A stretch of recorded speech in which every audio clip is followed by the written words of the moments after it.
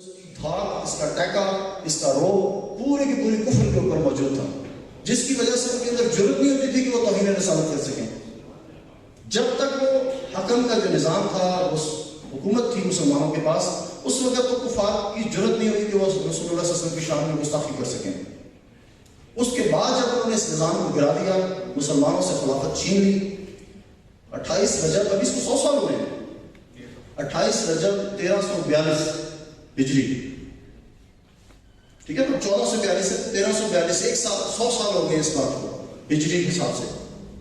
تو 100 سال پہلے انہوں نے اس حکومت کو چھینا مسلمانوں سے، اور اس کے بعد ہم بے آسرا ہو گئے۔ ہمارے سے جس طرح ایک عورت کے سر سے دوپٹہ چھین لیا جاتا ہے، بے آسرا ہو گئے، اور ہماری قوت اور طاقت، ہماری جو سے اللہ تعالیٰ تذہب علیہ حکم، کہ تمہاری ہوا اکھڑ جائے گی، وہ ہوا ہماری اکھڑ گئی، ہمارا ٹیکا ختم ہو گیا، ہماری قوت اور طاقت ختم ہو گئی، اور ہم انڈیویجولی ایک ایک کر کے مرغی کے دڑبوں کے اندر بند ہو گئے، اور وہ ایک مرغی کو نکالتے ہیں، اس کو ذبح کرتے ہیں، دوسری مرغیاں اور خوف سے دیکھ رہی ہوتی ہیں کیا میری باری آئے گی، اور کسی کے اندر جرت نہیں ہوتی کہ وہ اگلی مرغی جو ہے وہ اپنے آپ کو ذبح ہونے سے بچا سکے۔ ہمارے یہاں جو عوام کو سکھایا گیا ہے، ان کو بتایا گیا ہے کہ جی یہ پنجرے کے اندر رہنا ہی تمہاری قسمت ہے، پنجرے کے اندر تم جب تک ہو تم محفوظ ہو، یہاں تمہیں کھانا ملتا ہے، یہاں تمہیں دانا ملتا ہے، یہاں تمہیں پانی ملتا ہے، باہر نکلو گے تو یہاں پہ دشمن تمہیں پڑ جائے گا اور تمہیں ذبح کر دے گا اور تمہارے تکے کباب بنا کے کھا جائے گا۔ جبکہ پرندے کی فطرت، اس کی انیٹ جو ہے کوالٹی وہ یہ ہے کہ اڑنا ہے، اس کو یہ اڑنے سے روکتے ہیں، مسلمان کو حریت سے روکتے ہیں کہ صرف، یعنی جس طرح حضرت ربیع بن عامر نے کہا تھا کہ ہم آئے ہیں ابتعاثنا اللہ لنخرج العباد من العبادۃ العباد، کہ بندوں کی بندگی سے نکال کر اللہ کی بندگی میں لانا، یعنی یہ چاہتے ہیں کہ انسانوں کی بندگی کے اندر ہے، اور یہ کبھی سوچے بھی نہ کہ انہوں نے کبھی آزاد ہونا ہے، ان کا لیڈر ایک ہو جس کے پاس طاقت اور قوت ہو، جس کے پاس یونیفائڈ آرمی ہو، جس کے پاس سارا ڈیفنس سسٹم جو ہے وہ ایک ہی ہیڈ کے نیچے ہو۔ وہ کہتے ہیں یہ سوچنا ہی نہ بات، پرندوں کی طرح سے جو کہ پنجرے کے اندر بند ہیں، وہ جب تک اس پنجرے کے اندر بند ہیں ان کو بتاتے رہے، ان کو سناتے رہے کہ جب ذرا آدم ہوا خود بین و خود نگاہ، کیا ہے اقبال کا شعر، تو پھر سلا دیتی ہے اس کو گمراہ کی ساحل، کہ جب ان کے ذہن کے اندر کوئی بات آنے لگتی ہے کہ ہمیں اس سسٹم کو بدلنا چاہیے، اس کو چینج کرنا چاہیے، تو اس کو کہتے ہیں کہ یہ تو حالات کے مطابق بات نہیں کر رہا، یہ کیسے کریں گے، یہ کیسے ممکن ہے جناب اس زمانے کے اندر ایک ورلڈ آرڈر ہے جس کے اندر آپ کو رہنا ہے، ایک یونائٹڈ نیشنز ہے اور اتنے سارے انٹرنیشنل جو ہیں انسٹیٹیوشنز بنے ہوئے ہیں، ہم سب کو بین الاقوامی برادری کے ساتھ مل کے چلیں۔ یہ جو بین الاقوامی برادری ہے یہی اصل لا ہے جس کو آپ نے توڑنا ہے۔ جو لا کی تلوار ہے وہ ساری کی ساری چیزوں کو رد کرتی ہے۔ یہ کوئی قرآن مجید کے اندر اترا ہوا جو ہے نظام نہیں ہے۔ جو انٹرنیشنل برادری جس کو یہ کہتے ہیں، یہ 1945 کے اندر انسان نے بنایا، انسان نے بنایا یہ سارا قانون، جس کے اوپر انہوں نے دو یہودیوں نے پاکستان کی 2 لکیریں کھینچی، ایک نے ڈبل ٹائم بنا دی، دوسرے نے ریڈ کلف ڈینگو ریڈ جو ہے دوسری انٹرنیشنل باؤنڈری بنا دی۔ اس 2 یہودیوں کی کھینچی ہوئی لکیروں کے درمیان میں ہم زندگی گزار رہے ہیں، اور ہم سمجھتے ہیں کہ اس طرف جو ہے وہ مسلمانوں کا جینا مرنا ہمارے ساتھ نہیں ہے، اس لکیر کے دوسری طرف جو مسلمان ہیں ان کا جینا مرنا ہمارے ساتھ نہیں ہے۔ پوری دنیا کے اندر ہمیں دکھ درد کا احساس نہیں ہونا چاہیے، یعنی جو نیشنلزم ہے، جو وطنیت کا جو بت ہے جس کا رد اقبال نے کیا ہے، اقبال نے جب فرمایا کہ خاص ہے ترکیب قوم رسول ہاشمی، ان کی جمعیت کا ہے ملک و نصب پر انحصار، قوت مذہب سے مستحکم ہے جمعیت تیری۔ ہمارا جو نظام ہے وہ ٹوٹلی ڈفرینٹ ہے۔ اسلام جو ہے وہ جس نظام کی بات کرتا ہے اس کی بنیاد لا الہ الا اللہ کے اوپر ہے۔ فَإِن تَابُوا وَأَقَامُوا الصَّلَاةَ وَآتُوا الزَّكَاةَ فَإِخْوَانُكُمْ فِي الدِّينِ، جب یہ توبہ کر لے، زکوٰۃ ادا کرے تو پھر یہ تمہارے بھائی ہیں۔ ایک اور جگہ آتا ہے فَإِن تَابُوا وَأَقَامُوا الصَّلَاةَ وَآتُوا الزَّكَاةَ فَخَلُّوا سَبِيلَهُمْ، کہ جب یہ کلمہ طیبہ لا الہ الا اللہ، یہ ایک نظریاتی بات ہے کہ جو شخص کلمہ لا الہ الا اللہ پڑھتا ہے، نماز قائم کرتا ہے اور زکوٰۃ ادا کرتا ہے، یعنی اس اسلام کے معاشی نظام کو تسلیم کرتا ہے، تو وہ ہمارا بھائی ہے۔ اب وہ اس کے لیے اللہ تعالیٰ نے یہ نہیں کہا کہ اگر وہ باؤنڈری کے انٹرنیشنل بارڈر کے دوسری طرف رہتا ہے تو وہ بھی تمہارا بھائی نہیں ہے، اگر وہ فلسطین کے اندر رہتا ہے تو وہ تمہارا بھائی نہیں ہے، وہ مقبوضہ کشمیر کے اندر رہتا ہے وہ تمہارا بھائی نہیں ہے، وہ بنگلہ دیش میں رہتا ہے، برما میں رہتا ہے، سنکیانگ میں رہتا ہے، وہ بوسنیا ہرزیگووینا میں رہتا ہے، وہ تمہارا بھائی نہیں ہے، وہ سوڈان کے اندر رہتا ہے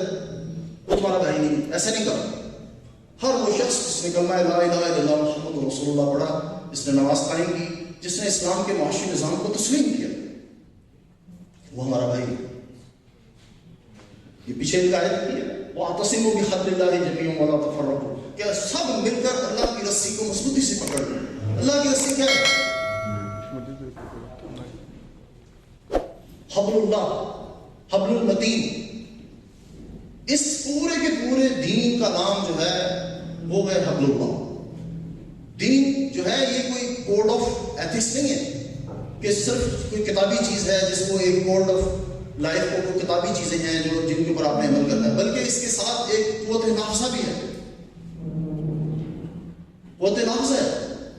جسے خلیفۃ المسلمین کہہ لیں آپ، اس کو امیر المومنین کہہ لیں آپ، اس کو آپ سلطان کہہ لیں، اس کو اولو الامر کہہ لیں، اس کو کوئی بھی نام لے لیں آپ، لیکن وہ سارے مسلمانوں کا ایک ہونا چاہیے، پوری دنیا کے تمام مسلمانوں کا ایک امیر ہونا چاہیے۔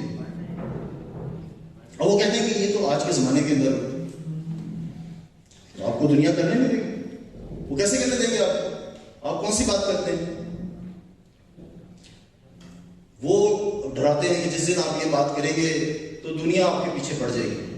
دنیا آپ کا بائیکاٹ کر دے گی اور آپ کو جناب ایک آئسولیٹڈ اسٹیٹ بنا دیا جائے گا۔ ایسا نہیں ہے۔ یہ خوف جو ہے نا، یہ خوف انسان کو اللہ تعالیٰ کی بات کے سامنے مکمل طور پہ سرگرم ہونے نہیں دیتا۔ اذ قال له ربه اسلم قال اسلمت لرب العالمین۔ اسلام کے معنی ہے اپنی مرضی کو اللہ کی مرضی کے حوالے کر دینا،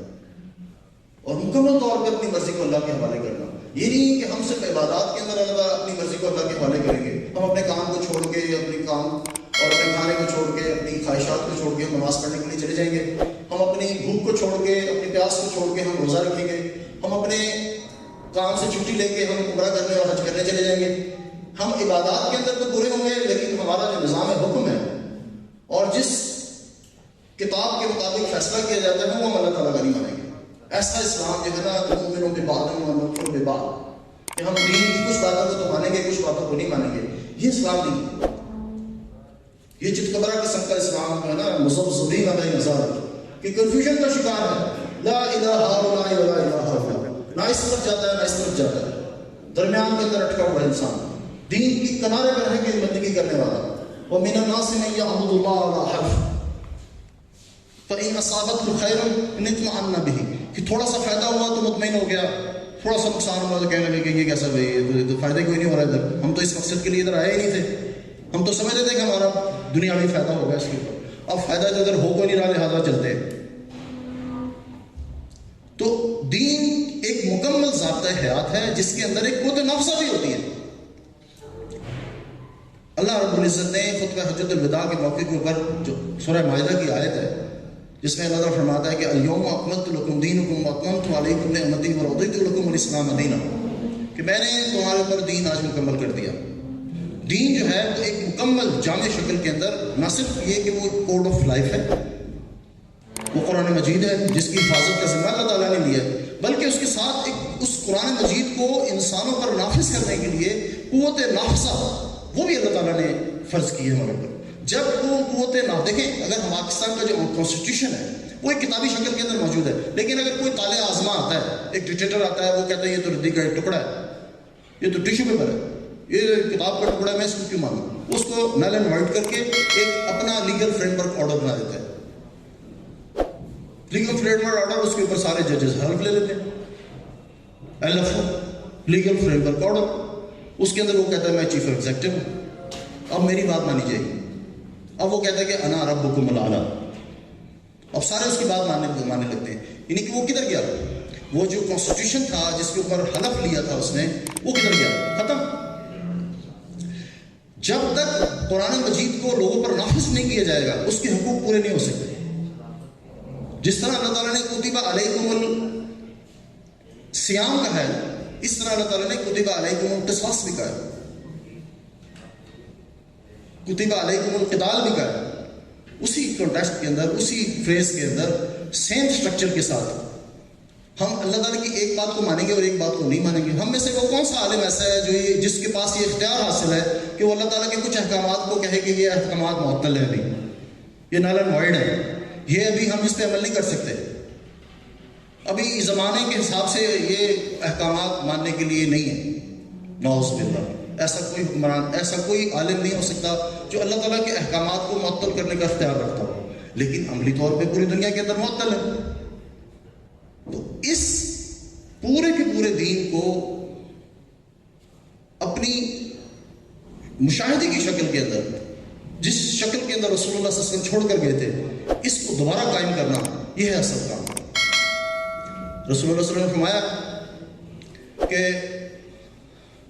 بدأ الاسلام غریبا، کہ اسلام کی ابتدا غربت کے ساتھ ہوئی، سیعود غریبا کما بدا، کہ اسلام کی ابتدا غربت سے ملا، اجنبیت کے ساتھ، عجیب لوگوں کے ساتھ شروع ہوئی، پھر ایک وقت ایسا آئے گا کہ یہ پھر دوبارہ غربت کی طرف چلا جائے گا۔ اس کے پورے دین کا نام لینا، لوگ کہیں گے کیا بات کرتے ہیں ہم، یہ تو ممکن ہی نہیں ہے اس دن حالات کے اندر۔ فطوبى للغرباء، نبی صلی اللہ علیہ وسلم نے فرمایا کہ خوشخبری ہے، بشارت ان لوگوں کے لیے جو الغرباء ہیں، الذین یصلحون اذا فسد الناس، یہ وہ لوگ ہوں گے جو کہ اصلاح کا کام کریں گے اس زمانے کے اندر جب ہر طرف فساد پھیل چکا ہوگا، سواد اعظم کے اندر فساد ہوگا۔ فساد کس بات کا ہوگا کہ لوگوں کی آئیڈیالوجی غلط ہو چکی ہوگی، وہ دین کی کچھ باتوں کو پورا دین سمجھ رہے ہوں گے، جبکہ جیسے میں نے آپ سے عرض کیا کہ پورا دین جو ہے وہ قوت نفس کے ساتھ، وہ صرف ریٹن فارم کے اندر کوڈ آف ایتھکس نہیں ہے، کانسٹیٹیوشن کی کوئی ویلیو نہیں ہے جب تک کہ قوت نفس نہ موجود ہو۔ ایک جج ایک آرڈر دیتا ہے کہ یہ قاتل ہے، اس کو پھانسی لگا دی جائے، لیکن اس کو ایگزیکیوٹ کرنے کے لیے اس کے پاس کوئی فورس ہی نہیں ہے جو اس کو اریسٹ کرے، اس کو پھانسی گھاٹ تک لے کے جائے، اس کے گلے میں پھانسی کا پھندا لگائے اور اس کے بعد نیچے سے پھٹا کھینچ دے، ایسا بندہ ہی موجود نہیں ہے۔ تو اس کو حکم پہ، اس نے تو ایک حکم دیا، زبانی حکم، جس طرح کہ فرشتہ ایک بندے سے کہے گا کہ یہ تو ایک کال تھا جو تم منہ سے کہا کرتا تھا، یہ تو ایک کال تھا جو تم منہ سے کہتا تھا، ختم ہو گئی بات۔ یہ کون بن جائے گا جب تک اس کے ساتھ قوت نافذہ نہ موجود ہو، اور قوت نافذہ جو ہے وہ ایک اولو الامر کی شکل کے اندر موجود ہوگی۔ اولو الامر مسلمانوں کے لیے بہت ضروری ہے۔ یہ کیسے شروع ہوگا؟ اس کے لیے سارے کے سارے جو بڑے بڑے ذہن ہیں وہ سارے کے سارے بیٹھیں اور اس کے اوپر سوچیں کہ کیسے اس پورے دین کو اس شکل کے اندر ہم واپس لے کے آئیں جس شکل کے اندر رسول اللہ صلی اللہ علیہ وسلم اپنے صحابہ کے حوالے کر کے گئے تھے۔ اصل کرنے کا کام یہ ہے، اس کام کے کرنے کے اندر جتنی وہ جد و جہد کریں گے، اللہ تعالیٰ پھر ان کی حفاظت کرے گا، اللہ تعالیٰ ان کی مدد کرے گا اور اللہ تعالیٰ ان کے لیے راستے آسان کرے گا۔ وَالَّذِينَ جَاهَدُوا فِينَا لَنَهْدِيَنَّهُمْ سُبُلَنَا، اللہ تعالیٰ ان کے لیے راستے آسان کرے گا، کیونکہ ان کے پاس ایک نظریہ اور ایک ویژن جو ہے وہ بہت کلیئر اور براڈ ہے۔ یہ صحیح پورے کے پورے دین کو نافذ کرنے کا جو نظریہ جب لے کے چلیں گے تو پھر آپ کو اس کا اجر بھی اس کے مطابق ملے گا۔ جتنا انسان کے دل کی نیت ہوتی ہے اس کے مطابق اس کو اللہ تعالیٰ اجر عطا فرماتے ہیں۔ اور اس کو شروع کرنے کے لیے پاکستان وہ ریاست ہے جو سب سے پہلے یہ کام کر سکتی ہے، کیونکہ وہ ریاست جو بھی اللہ کے پورے دین کو نافذ کرنے کی بات کرتی ہو، اس کے پاس اپنی سیکیورٹی کے لیے ڈیٹرنس موجود ہونا چاہیے۔ پاکستان دنیا کی 7th پاورفل نیوکلیر اسٹیٹ ہے، اور یہ خیال کہ وہ ہمیں یہ کام کرنے نہیں دیں گے اور ہمیں مار دیں گے اور ہمارا نیوکلیر پروگرام چھین کے لے جائیں گے، ہمارے میزائل چھین کے لے جائیں گے، یہ غلط ہے۔ اگر دنیا کے 48 ملکوں نے کسی ملک کا کچھ بگاڑنا ہوتا تو وہ افغانستان کا بگاڑ چکے ہوتے، وہ سارے کے سارے ایک نہتے ملک کے اوپر آ کے ٹوٹ پڑے۔ ایک ایسا ملک جس کی اپنی نیوی نہیں ہے، جس کی ایئر فورس نہیں ہے، جس کا ایئر ڈیفنس سسٹم نہیں ہے، اس سے بھی وہ نہیں جیت سکے۔ اس کی بھی منتیں کرتے ہیں کہ یار ہماری کسی طرح سے ان سے مذاکرات کروا دو۔ ان کے پیمپر بھی ہمارے پاس سے جاتے ہیں، ہم نے ان کو روٹس دے رکھے،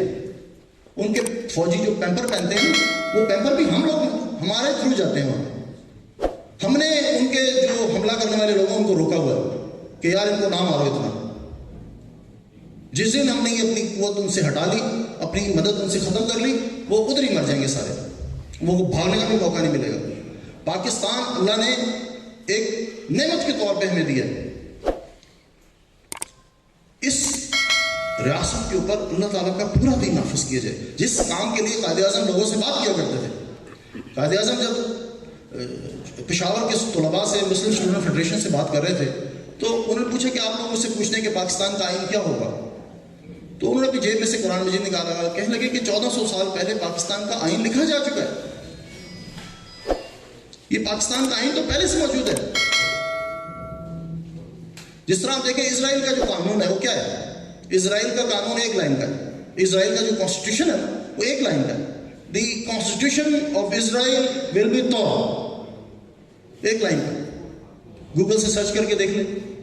ایک لائن کا کانسٹیٹیوشن ہے۔ ہم بھی اپنا کہیں کہ ہمارا آئین جو ہے وہ قرآن ہوگا، جو بھی قانون بنے گا اس کا ماخذ قرآن مجید ہوگا، یہ نہیں کہ no law can be made repugnant to teaching of Islam, نہیں، یہ نہیں، یہ غلط ہے۔ یہ ہو کہ جو قانون بنانا ہے پہلے ہمیں یہ بتاؤ کہ یہ قرآن مجید اور سنت میں یہ کہاں لکھا ہے کہ یہ قانون بنے گا، اس کا ماخذ، یہ دونوں میں زمین آسمان کا فرق ہے۔ میں بتاتا ہوں آپ کو کیسے۔ جب پال بریمر نے عراق کو تباہ کرنے کے بعد، اب یہ آپریشن ڈیزرٹ اسٹارم ہوا اور عراق کو تباہ کر دیا گیا، عراق کو انہوں نے قبضہ کر لیا، تو اس کے بعد انہوں نے عراق کا کانسٹیٹیوشن لکھنا تھا۔ اس کانسٹیٹیوشن کے اندر جو پہلی لائن لکھی گئی ہے وہ یہ تھی کہ جی no law will be made repugnant to teaching of Islam, جس طرح پاکستان میں تو لکھا گیا۔ جیسے اب آپ کو پتا ہے افغانستان کے اندر انہوں نے ایک معاہدہ ہوا ہے، اس معاہدے کے اندر پہلی لائن ہی یہی ہے، اس میں ایک ہنج ہے، یعنی جب آپ یہ کہتے ہیں کہ پہلے آپ کو یہ ثابت کرنا پڑے گا یہ خلاف اسلام ہے، جبکہ یہ جو میں بات کر رہا ہوں آپ سے کہ جو ماخذ ہے اس کا وہ آپ کو بتانا پڑے گا کہ یہ آپ جو قانون بنانے لگے اس کا ماخذ کیا ہے، دونوں میں زمین آسمان کا فرق ہے۔ وہ یہ بات ثابت کر لیتے ہیں کہ بھی کوئی بھی قانون اسلام کے خلاف نہیں بنے گا، اس کے بعد سارے کے سارے قانون اسلام کے خلاف بنتے ہیں، پھر وہ کہتے ہیں اگر تمہیں یہ لگتا ہے کہ اسلام کے خلاف ہے تو تم چلو عدالت چلے جاؤ، وہاں جا کے کہہ دو ان کو، تمہیں یہ لگتا ہے کہ ہم نے کرپشن کی ہے، جا کے ثابت کرو کہ ہم نے کرپشن کی ہے، تمہیں یہ لگتا ہے کہ شراب جو ہے وہ حرام ہے، شراب کے اوپر ایکسائز ڈیوٹی بلینز کے حساب سے آتی ہے،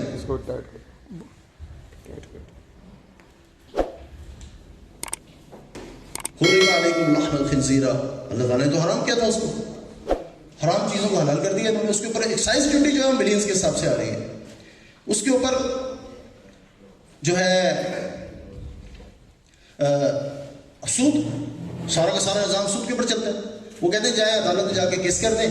وہ پچھلے 30 سال سے کیس چل رہا ہے، پھر وہ اس ڈومین کے اوپر ابھی جو پتہ لگا ہے کہ ایک مہینہ پہلے کو کہا جی وہ کیس ہی انہوں نے خارج کر دیا، انہوں نے کہا جی اسلامی نظریاتی کونسل کے پاس یہ اختیار ہی نہیں ہے کہ وہ جو ہے جو پارلیمنٹ نے جو لا پاس کر دیا ہے اس لا کے اوپر وہ اپنی کوئی آبزرویشن دے سکے۔ ابھی یہ بالکل لیٹسٹ 1 مہینہ پہلے کی یہ بات آئی ہے کہ آپ کے پاس یہ اختیار ہی نہیں ہے۔ چلو جی اللہ اللہ خیر صلی اللہ، سبھی ختم۔ تو اس لیے یہ بات اس میں لکھی جائے پہلی لائن میں کہ اس کا ماخذ آپ کو بتانا ہوگا کہ جو لا بنانے لگے ہیں اس کا ماخذ قرآن و سنت کے اندر کہاں موجود ہے، پھر وہ قانون جو ہے وہ قرآن و سنت کے مطابق بنے گا۔ فاحکم بینہم بما انزل اللہ، ان کے درمیان فیصلہ کرو جو اللہ نے نازل کیا اس کے مطابق،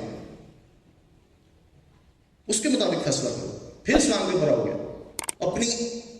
آراء اور اپنی احوا اور اینگلو سیکسن لا کے مطابق نہیں، 1836 کے قانون کے مطابق نہیں،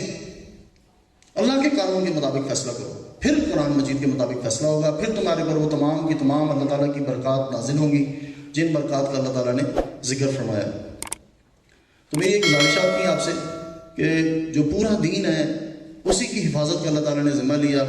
اسی کو جب نافذ کیا جائے گا، اس کو فالو کیا جائے گا، تو پھر تمام کی تمام برکات کے ساتھ وہ جو ہے ہمیں فائدہ دے سکے گا۔ اور جو بڑے بڑے ماشاءاللہ لوگ آئے ہوئے ہیں، میں اپنی بات کو یہاں پر ختم کرتا ہوں۔ اللہ تعالیٰ ہم سب کو پورے دین کے اوپر عمل کرنے کی توفیق عطا فرمائے۔ لا الہ الا